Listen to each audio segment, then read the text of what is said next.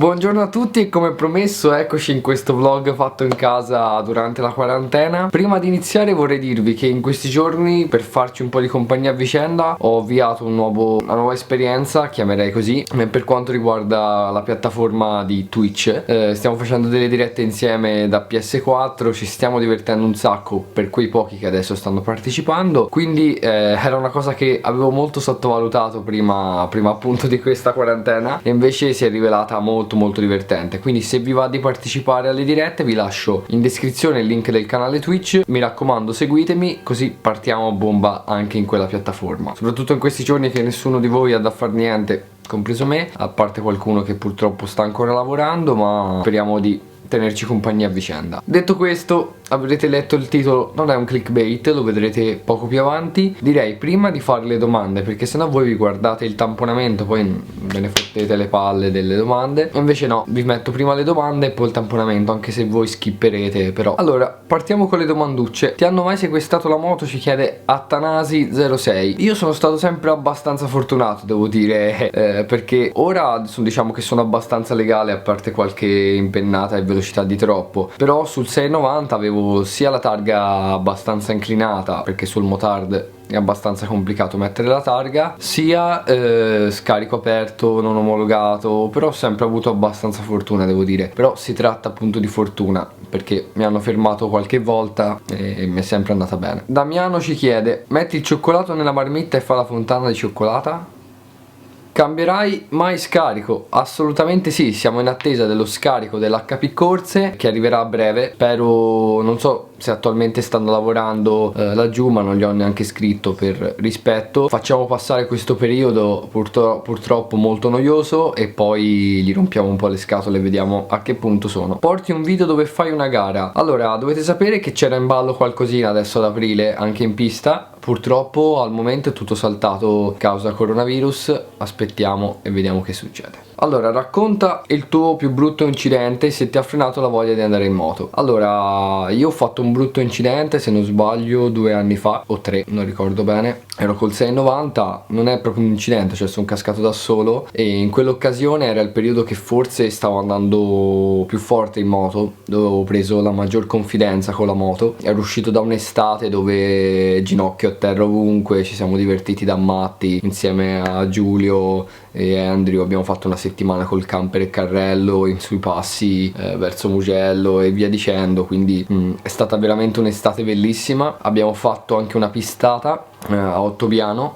Dopo la pistata abbiamo fatto questa girata, io ho cambiato le gomme, quindi gomme nuove, ancora dovevo capirle, però avevo iniziato a toccare qualche volta il ginocchio, quindi mi sembrava che le gomme iniziassero a tenere bene. A una curva mi parte completamente il posteriore high side pauroso e sono andato a finire fuori strada.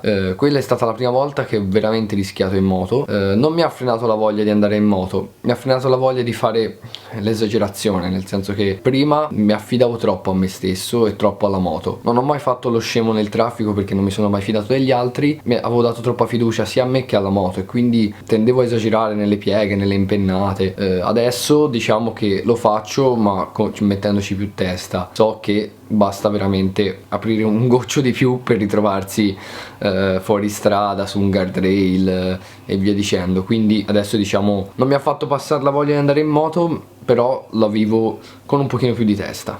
Chiedono Dori Alessio: meglio tette o motori? Sempre il culo.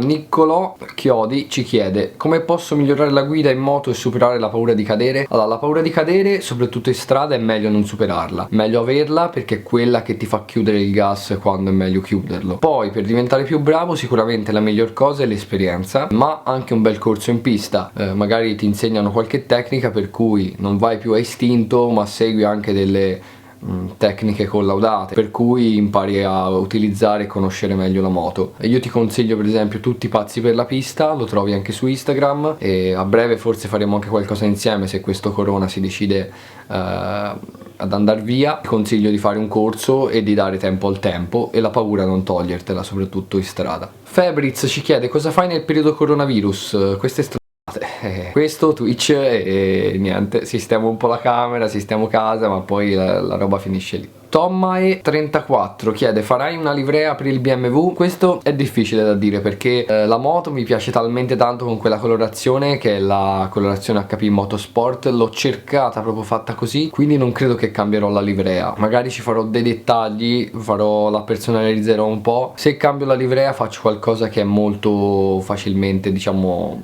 qualche grafica che puoi togliere facilmente, però mi piace talmente tanto e quel tipo di livrea che andarla a toccare mi sembra di fare veramente una brutta cosa. Neanche a farlo apposta, mentre stavo registrando è arrivata la PS Camera, quindi questa ci servirà per, diciamo, farmi vedere da voi durante le live su Twitch. La proveremo dopo che ho finito di registrare. È bello andare al lavoro? Ci chiede Bigiotti222. Ci sono pro e contro. I pro sicuramente avere qualche soldo in più in tasca e cercare comunque di realizzarsi, di costruire qualcosa. La parte negativa è che il tempo veramente non ne hai più, perché io faccio un lavoro che mi occupa praticamente tutti i giorni, tutto il giorno. Considerate che io esco di mattina alle 8:30 di casa, arrivo alle 9 a lavorare, stacco a 12:30, verso l'1 sono a casa, mangio, alle 3 devo essere al lavoro, sto lì fino alle 7:30 la sera, arrivo verso le 8 a casa, ceno e potete anche capire voi che mi rimane giusto qualche ora alla sera. Ho il sabato pomeriggio libero quando non c'è da lavorare,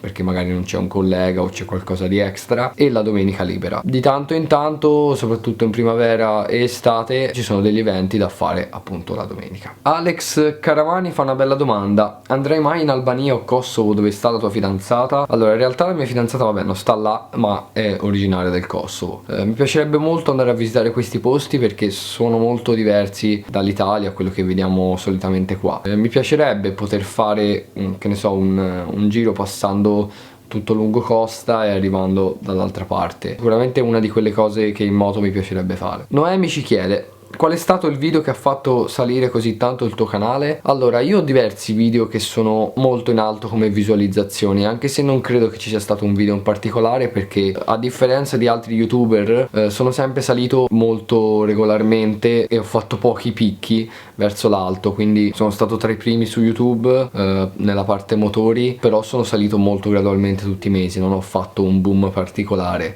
I video però che mi hanno fatto più visualizzazioni, ce n'ho addirittura uno, ragazzi, da 6 milioni, quindi veramente tante visualizzazioni. È semplicemente un video di un incidente dove, diciamo, sono arrivato subito dopo che era avvenuto questo incidente. Poi il secondo, se non sbaglio, è quando litigavo con quello con la macchina, e il terzo, che ha quasi 2 milioni di visualizzazioni, è un video molto semplice dove non parlo nemmeno ma do 2 sgassate col 690 mentre vado a scuola. Questi sono i 3 video che hanno fatto più visualizzazioni, ma ripeto, ne ho fatti tanti, quindi non penso che sia dovuto a un video in particolare o a dei video in particolare, ma sia stata una crescita molto graduale. Allora, Noemi ci fa un'altra domanda, anche questa è interessante: la tua prima caduta in moto quando, dove e con che moto? Allora, se parliamo proprio di prima caduta, l'ho fatta con lo scooter 50, l'avevo preso da circa una settimana, quindi mi giravano le scatole da morire. Con poca esperienza e un po' di sfortuna sono entrato una sera in un parcheggio, una sera d'estate, in un parcheggio dove c'era una striscia di sabbia nel mezzo a dividere, diciamo, le due corsie. Io non l'ho vista, appena ci sono entrato con la ruota dietro mi è partito il posteriore e sono andato in terra. A che età il primo bacio? Per chi se lo ricorda? Penso...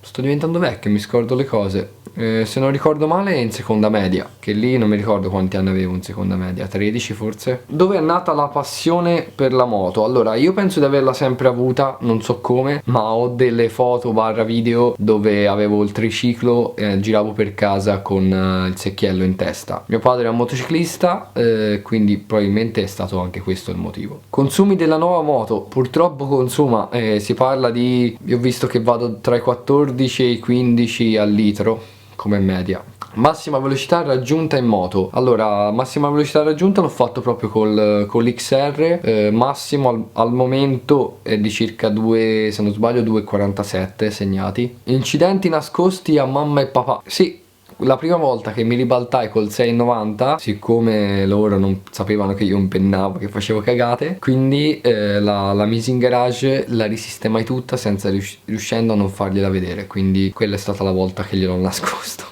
Dolce preferito? Mi piacciono moltissimo i cheesecake, soprattutto quelli freddi, non quelli cotti, ci vado matto. Come mai hai preso questa moto? Il KTM dove è finito? Il KTM l'ho venduto. E del perché ho comprato questa moto ti consiglio di guardare l'ultimo video dove spiego abbastanza bene tutto, ora sarebbe troppo lungo raccontarvelo. Aspirazione lavorativa più grande, ci chiede Daniele, probabilmente quella di riuscire a lavorare con passione, perché poi alla fine è quello che tutti vogliamo, svegliarsi la mattina, essere contenti di andare al lavoro, avere un buon ritorno economico. Sicuramente la mia aspirazione lavorativa è di riuscire a svegliarmi e dire sono contento oggi di andare a lavorare, e che è una cosa veramente difficile. Quello che penso mi piacerebbe fare è lavorare nel mondo del giornalismo moto, quindi riviste come Moto.it e via dicendo. Con quale moto hai iniziato ad impennare? Allora, io ho iniziato in bici alle medie e in bici probabilmente sono anche più bravo che in moto. Poi il vero primo problema è arrivato con la prima moto, il 125, perché avevo imparato in bici, continuato in scooter 50, quando ho preso la moto ero incapace di utilizzare il freno dietro perché ero abituato a utilizzarlo alla mano, quindi col 125 mi sono un po' stoppato, avevo anche un 125 che non andava granché, per cui il motore non mi aiutava, erano due tempi, quindi dovevo imparare a usare anche il freno dietro. Il 125 diciamo che mi ha messo un po' in crisi, ho riniziato bene con il DRZ 400 e poi appena stavo per imparare l'ho cambiata col 690 e da lì ho ripreso bene a impennare. Perché proprio l'S1000 XR e non tenere GS Tracer? Ragazzi, mi piaceva quella mi piaceva quella assolutamente, a livello di motore, a livello di estetica, a livello di guida, e quindi sono andato deciso. Allora, serie TV e film preferiti. A livello di film, sicuramente la saga che amo un po' di più è quella di Avengers e tutti i contorni, mentre a livello di serie TV guardo un po' di tutto: Breaking Bad, Casa di Carta, un po' diciamo tutti i più famosi di Netflix, The Witcher. Guardo veramente tante tipologie diverse. Racconta un segreto imbarazzante e divertente. Allora, questa diciamo vi racconto una figura di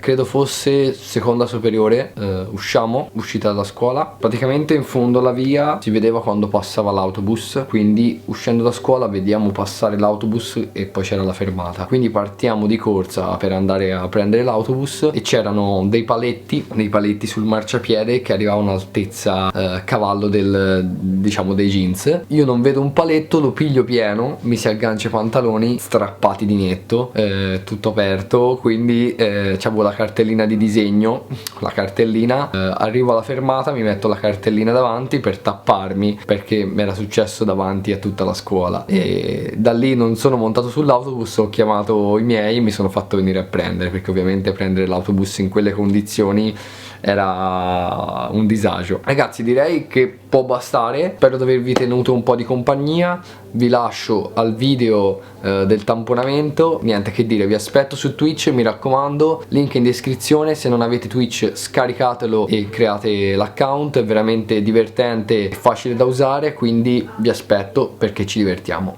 Bella. Ah, mi raccomando, lasciate un like al video, iscrivetevi se non l'avete fatto, perché almeno dai, facciamo salire un po' sto canale.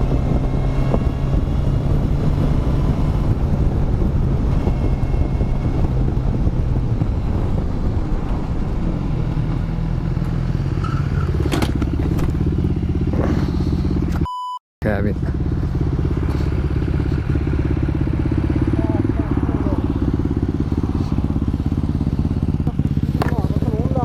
Non lo so. Se scatta il rosso mentre passi ti multa qua.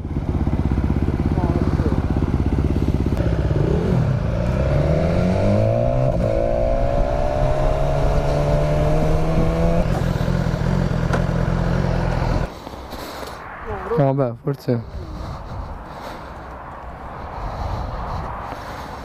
No, forse è andata bene. Che io. Vabbè, così a prima botta sembra solo la targa.